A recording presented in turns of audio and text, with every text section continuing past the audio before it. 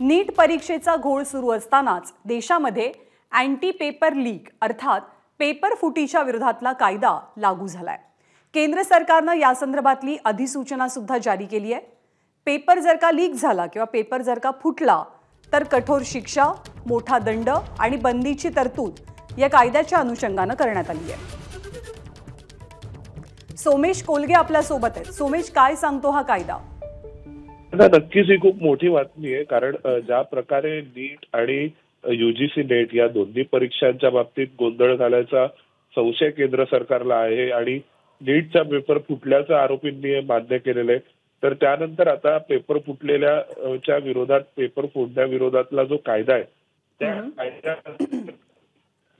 त्या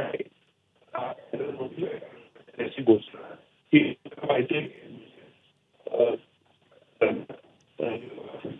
सोमेश, तुझा आवाज नीट येत नाहीये, काहीतरी तांत्रिक अडचण असावी। पण केंद्र सरकारकडनं या कायद्यासंदर्भातली अधिसूचना जारी झालेली आहे आणि जर आता कोणी पेपर फुटला तर या कायद्याच्या अनुषंगाने मोठा दंड आणि कठोर शिक्षा लागू केली जाईल। एबीपी माझा, उघडा डोळे बघा नीट।